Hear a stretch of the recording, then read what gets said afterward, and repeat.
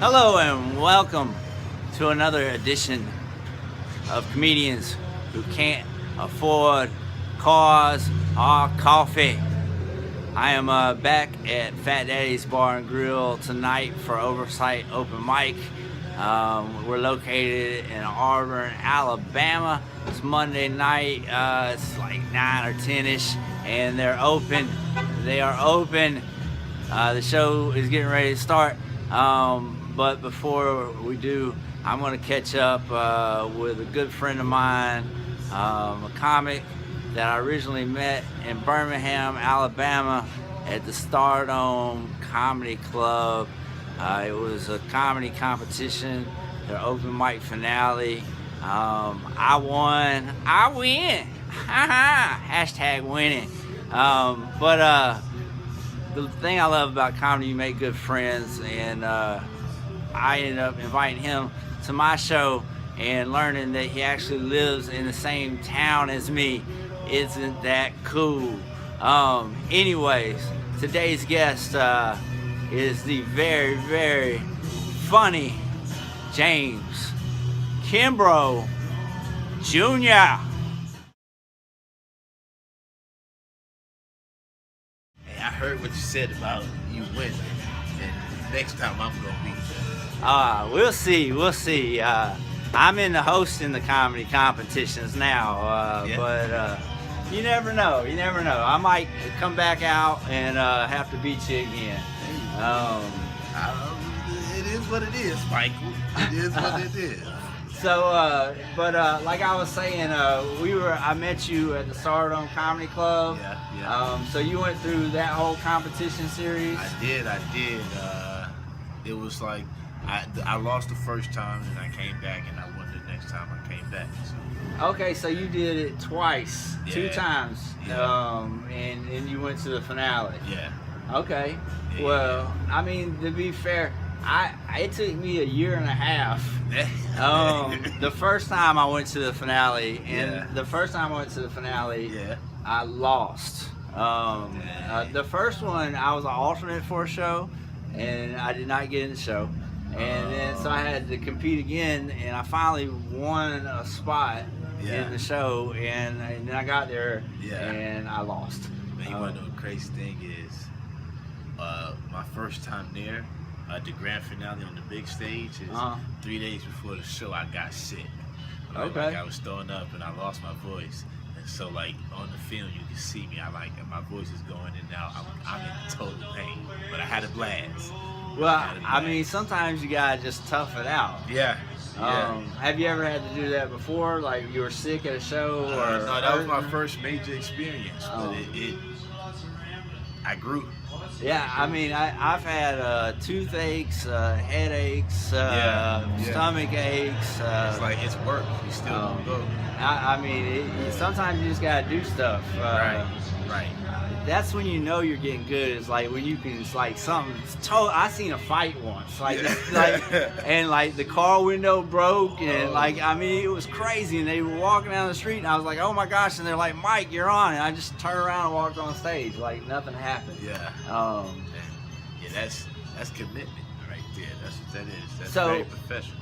So now you've been competing in Opelika at the Battle for O-Town. The last time we did it, you went to the finale and you competed.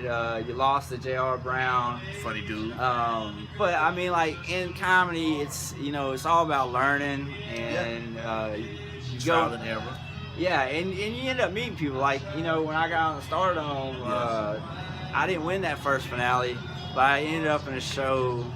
Because of it, and then in another show, and so it's all about getting your name out there and letting them see that you can actually be funny. Every time you're on stage, it'll probably open up connections some way, some form, somehow, for you to grow a little more and get further out there.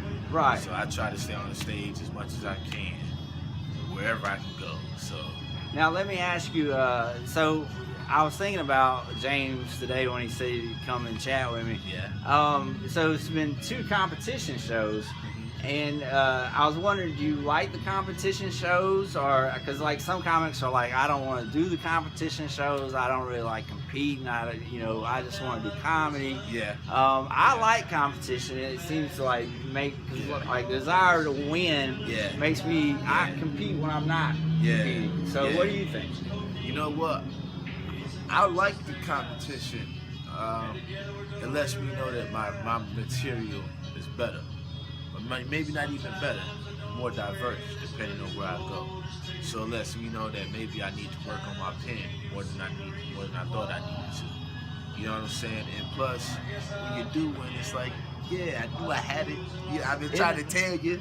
You know? Isn't that the best feeling when you win? I know that night at the Stardome, I couldn't go 2 inches without somebody shaking my hand. Yeah. It just be like that. Like, comedy is a thing where you can't. Respect isn't given. You gotta earn respect. Right, you gotta right. be funny. So it's like, how dare somebody come into comedy and just expect for people to love them off the top? Right. Put that effort in. Yeah, you got. You know. Yeah, I mean, it's a grind. I mean, you gotta get on stage and figure out what works. You gotta take them hard crowds. There's some tough crowds out there that people don't understand. Like, if you're not built for it, you probably go home and cry. You know, but if you built for it, then you need to work on your material and you get it back right. You know. Now, do you in a competition show? I feel like you gotta be original. You want to stand out because there's a lot of times 15 people, and like, how are they gonna remember you? Right. Off of it? Like, I'm happy. It's like I'm the one guy that looks like a toothpick. So so. Me, I just know that I'm always a goofy person. Right. And like, that's just what I try to do on stage. So you bring you. I just bring me in the art form, I guess. You know what I'm saying? Like, so are you some comics are always on, like, even like when they're not on stage. Yeah. Some are kind of reserved, and when they hit the stage, they're like, bam, you know.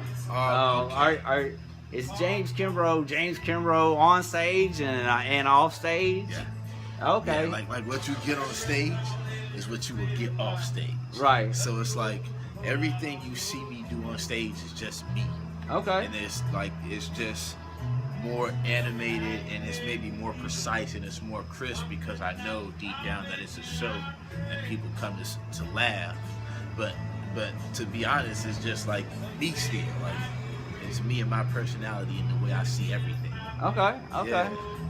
All right. Well, I've been doing this at the beginning of these episodes, and I forgot to ask.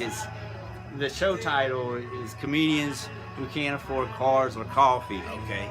So it's supposed to be my first question, but each show is its own thing, so we're gonna put it in the middle or whatever. So, do you own a car? Ooh, I do now. You do now, okay. I do now. All right, how old? Like, my car is like 3 months. I just paid the payment today. Yeah, my car is maybe like 2 months. Do you do a dance when you make the payment? I'm like, they're not gonna take it this month. I sorry, like, you know. I do got a little bounce in my step. Okay, okay. You know what I'm saying? For another month, I don't have to worry about it. I mean, like, and now it's like I celebrate, but then I got insurance now. Yeah. Oh, that's a big thing. I got the insurance. Once it's in place, I can relax a little. My other car, actually, I got into the accident. I was like, see, what happened was the same day I was going to the Stardome. Like, the competition we were in. The same day I got sick. I got into a car accident that same day. No way. So you got sick? No, wait. Okay, hang on. Yeah. Let me get the timeline right. Yeah. So 3 days before, you got sick and you lost your voice and you were puking. Yeah. Okay. At what point did the car accident happen? Was it on the way to the show? So from Auburn to I didn't even get far to Auburn. Like, I wasn't even to Montgomery yet. Okay, wow. And then you still made the show. Oh yeah, I had some friends that were still coming. Okay. From Auburn, so it's just like let me ride with That's you. the make it happen attitude. Oh mean, man, look, I love comedy, man. It's been like my dream since I was 8 years old. Okay, so, okay. Yeah, man, that's a passion. You know So what I'm saying? wow, I hate that I had to beat you. Hey, you know what? But you were funny. So it's like I couldn't even be mad at you for winning. Right, You know what I'm saying? And ever since that, I can respect a funny dude. Right. Well, I mean, I thought you were funny, so Hey, well, I didn't know he's from Auburn, y'all. So I didn't know you were from Auburn. well, I originally wasn't. Okay. I moved to Auburn last year, and I didn't meet you until you were at the Stardome, so I assumed he was either from Birmingham or Atlanta. So okay. I think we got a friend request or something, so I sent you the flyer and was like, come to battle for O-Town. When James showed up, like 20 people showed up. I'm like, how did this dude from Birmingham bring 20 people to a show? So I was like, hey man, where are you from? I didn't know until like 2 days after the show. I mean, so anyways, we've been kicking it ever since. Yeah. Been in a lot of things, like just about every show I've been in, you were there. Just about. Okay. Just about. Well, so have you had a favorite show? Okay. I don't think not yet. I stumped him. stumped me. He was like, not. You said you haven't had one yet, so all of them are equally as good, or okay? Let me ask you this: one standout is the worst show. Like, man, dang, I could take that one back. Ooh, that's the worst show that I've ever been. It might have been here.